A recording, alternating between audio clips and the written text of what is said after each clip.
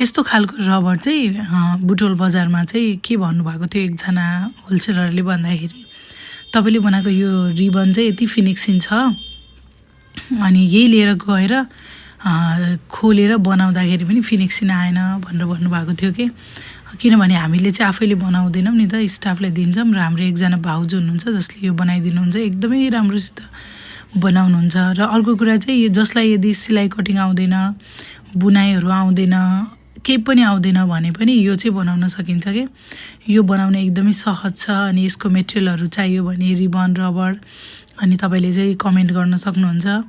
अनि त्यसको ribbon rubber पनि मैले बेच्छु र यो चाहिँ तपाईँले धेरै होइन थोरै थोरै बनाएर पनि आफ्नो छिमेकीमा पनि बेचेर पनि तपाईँले राम्रो इन्कम गर्न सक्नुहुन्छ। कतिजना दिदीबहिनीहरूले चाहिँ बुटोलमा यस्तो खालको डिजाइनहरू बनाएर बजारमा सक्रिकन गरेर अनि कस्मेटिकहरूमा बेचेर पैसा कमाइ नै रहनु भएको छ। व्यक्तिगत रूपमा पनि बिक्छ, फेरि कस्मेटिकहरूमा पनि बिक्छ।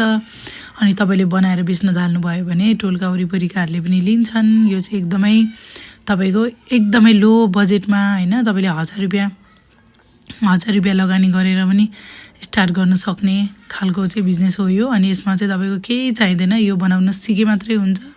र यस्तो अरू डिजाइन अब जस्तै तपाईँलाई बनाउनु मन छ भने चाहिँ लगाउ नेपालमा युट्युब च्यानलमा गएर पनि हेर्न सक्नुहुन्छ। अब आजकलको जमानामा चाहिँ सिक्नलाई फ्री छ होइन, अरूले पैसा तिरेर सिक्नुपर्छ भन्ने चाहिँ छैन। तर तपाईँले युट्युबबाट धेरै कुराहरू सिक्न सक्नुहुन्छ। अनि यो पनि तपाईँले यदि बनाउने इच्छा छ भने तपाईँले सामानहरू मेटेरियलहरू चाहियो भने भन्नु होला, अनि तपाईँलाई चाहिँ म उपलब्ध गराउन सक्छु है।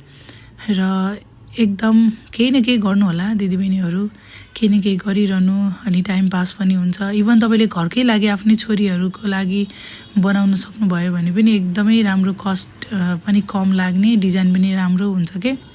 त्यही भएर यो डिजाइन चाहिँ तपाईँहरू सबैजनाले बनाउनु होला। Thank you for watching. अनि सबैजनाले फलो गरिदिनु होला है त।